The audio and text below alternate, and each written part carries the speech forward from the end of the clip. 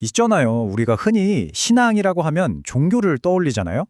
그런데 그 신앙이라는 게 사실은 공산주의나 심지어 우리가 다니면 회사의 기업 문화까지 포함하는 개념이라면 어떨까요? 오늘은 바로 이 신앙의 개념을 완전히 새롭게 정의하고 인류의 미래에 대한 아주 대담한 예측까지 제시하는 하나의 흥미로운 철학을 같이 한번 파헤쳐 볼까 합니다. 자, 오늘 이야기의 흐름은 이렇습니다. 먼저 신앙이란 대체 무엇인지 그 정의부터 새롭게 시작해 볼 거고요. 그리고 그 신앙이 과거 인류에게 왜 필요했는지, 그러니까 어떤 도구였는지를 살펴볼 겁니다. 근데 이제는 왜 그 도구를 내려놓아야 하는지, 그리고 마지막으로 그 다음 시대, 우리가 맞이할 새로운 영성의 시대는 대체 어떤 모습일지 차근차근 따라가 보겠습니다. 네, 그럼 첫 번째 단계인데요. 우리가 너무나 당연하게 생각해왔던 신앙이라는 단어의 의미부터 한번 제대로 뒤집어보는 시간입니다. 아마 시작부터 꽤나 도발적인 질문을 마주하시게 될 거예요. 자, 여러분 한번 생각해 보세요. 종교의 모든 걸 바친 사람과 공산주의 이념을 위해 목숨까지 바치는 당원, 이 둘 정말 다른 사람일까요? 오늘 우리가 살펴볼 철학은 바로 이 질문에서부터 모든 걸 시작합니다. 그리고 돌아오는 대답은 정말 놀랍습니다. 아니요, 본질적으로는 똑같습니다. 라는 거예요. 왜냐하면 사람들을 하나로 똘똘 뭉치게 하고 어떤 하나의 목표를 향해서 막 달려가게 만드는 그 근본적인 작동 방식, 즉 메커니즘이 완전히 똑같다는 거죠. 그러니까 여기서 말하는 신앙이라는 건 어떤 신에 대한 믿음만을 의미하는 게 아니라는 겁니다. 특정 정당에 대한 굳건한 지지, 또 우리 회사의 비전이야말로 최고라고 믿는 그런 열정, 이렇게 사람들을 하나로 모으는 그 모든 이념과 충성심이 바로 신앙의 한 형태라는 거죠. 이 관점이 어디까지 확장되는지를 보면 정말 흥미롭습니다. 예수에 대한 충성이나 네로나 김일성 같은 특정 정치 지도자에 대한 충성, 심지어는 민주주의나 공산주의 같은 거대한 이념에 대한 믿음까지도 전부 다 똑같은 신앙이라는 하나의 틀 안에서 바라보고 있다는 점이에요. 그렇다면 이렇게나 다양한 형태를 가진 신앙이 인류 역사에 왜 필요했던 걸까요? 이 철학은요, 신앙이 인류가 성장하기 위해 반드시 필요했던 아주 중요한 도구였다고 설명합니다.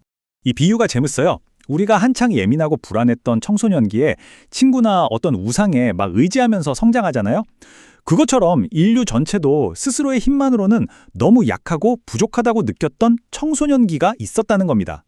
바로 그 시기에 우리를 더 강하게 만들어줄 무언가, 즉 신앙이 절실히 필요했던 거죠. 바로 이 문장의 핵심을 꿰뚫습니다. 우리의 힘이 부족할 때 우리는 신들의 대장을 찾는다. 결국 신앙은 우리의 나약함에서부터 시작된 거고요. 우리를 하나로 뭉쳐서 더 큰 힘을 갖게 만들었던 일종의 생존 전략이었던 셈이죠. 그리고 실제로 이 신앙이라는 도구 덕분에 인류는 정말 어마어마한 성장을 이뤄냈습니다. 종교는 거대한 제국을 만들었고 이념은 새로운 국가들을 세웠죠. 기업 철학은 전 세계를 무대로 하는 글로벌 회사를 탄생시켰고요. 이렇게 전 지구적으로 덩치를 키워나갔던 꼭 필요했던 단계였습니다. 하지만 여러분, 모든 도구에는 유통기한이 있게 마련이죠. 이 철학의 가장 핵심적인 주장이 바로 이겁니다. 인류를 이만큼 성장시켰던 바로 그 고마운 도구가 이제는 오히려 우리를 가두는 낡은 감옥이 되어버렸다는 것. 그리고 우리는 지금 바로 그 중대한 전환점에 서 있다는 겁니다. 무슨 말이냐면 인류는 이제 충분히 성장해서 스스로 생각하고 행동할 수 있는 힘과 지식을 갖춘 성인이 되었다는 거예요.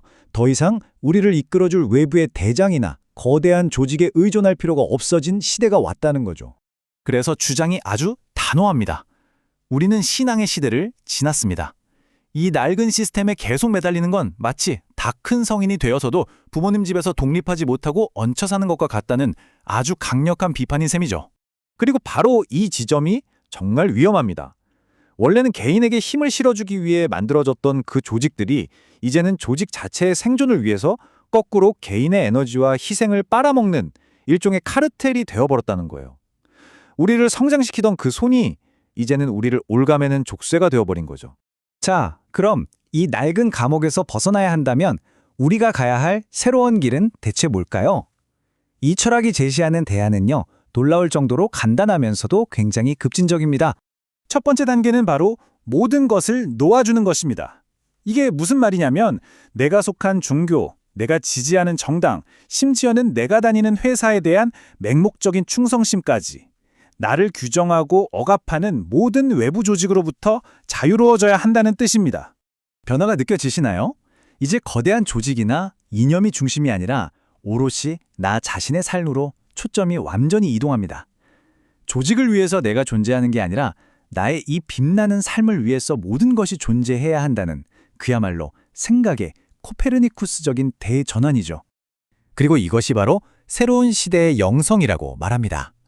특정 조직을 위해서 희생하고 헌신하는 게 아니라 내 삶을 최고로 즐겁고 행복하게 사는 것, 그 자체가 가장 숭고한 영적인 행위가 된다는 겁니다. 나의 기쁨이 곧 우주의 기쁨이 되는 그런 경지랄까요? 자, 이제 드디어 마지막입니다. 이 철학이 던지는 가장 대담하고 어쩌면 가장 논쟁적일 수 있는 예측을 한번 살펴보겠습니다. 바로 인류 영성의 미래 지도가 완전히 바뀔 거라는 주장입니다. 거대한 조직과 이념이 지배하던 저 잿빛 도시 같은 시대가 저물고 이제는 개개인 한 명 한 명이 자신의 빛을 온전히 발하는 저 광활한 자연과도 같은 새로운 영성의 시대가 열린다는 겁니다.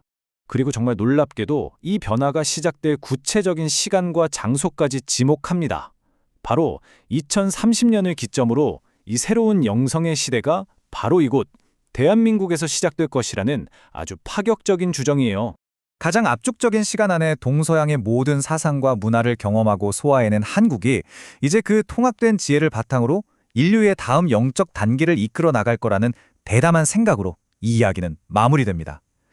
여러분은 어떻게 생각하시나요? 인류 영성의 새로운 장이 정말 한국에서 시작될 수 있을까요? 우리에게 깊이 생각해 볼 만한 질문을 남기면서 오늘 설명을 마치겠습니다.